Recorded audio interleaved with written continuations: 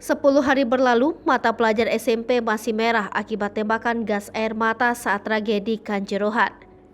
Aremania asal Klojen Malang, Raffi Atta Ziaul Hamdi, 14 tahun, mengalami iritasi cukup parah di bagian mata.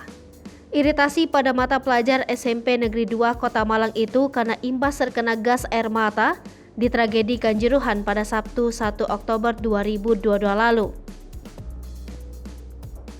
Saat ditemui di rumahnya di Jalan Prof. Muhammad Yamin Gang 2A, Kelurahan Sukoharjo, Kecamatan Klojen, terlihat iritasi matanya cukup parah, di mana pada bagian mata yang biasanya berwarna putih, kini seluruhnya berwarna merah.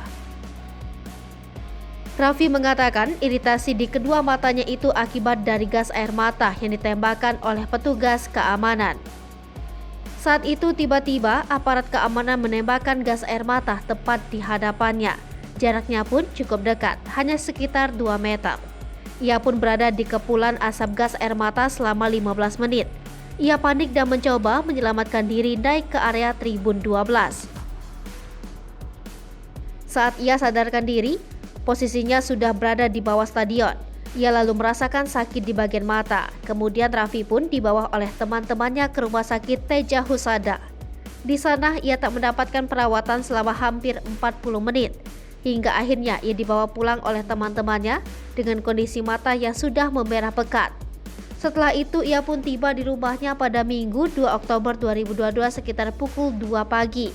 Ia langsung tidur dan ketika ia bangun matanya tetap memerah. Akan tetapi ia sudah tak merasakan sakit dan penglihatannya telah mulai normal hingga saat ini. Sementara itu ayah Raffi yakni Sutrisno menuturkan setelah melihat kondisi anaknya seperti itu, ia langsung membawanya ke Rumah Sakit Saiful Anwar Malang.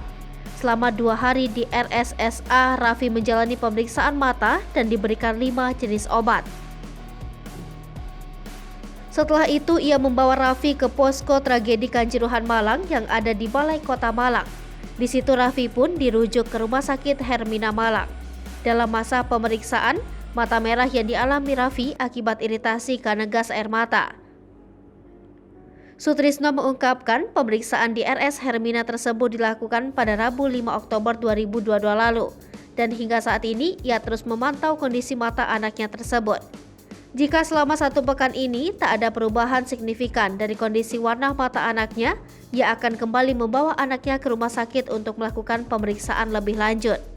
Di sisi lain, untuk kondisi kakak dari Raffi yakni Yuspita Nuraini sebelumnya sempat merasa sesak nafas hingga beberapa hari pasca tragedi Kanjuruhan Malang. Akan tetapi saat ini kondisi kakaknya sudah mulai membaik dan tak merasakan lagi sesak nafas seperti yang dialami beberapa waktu lalu.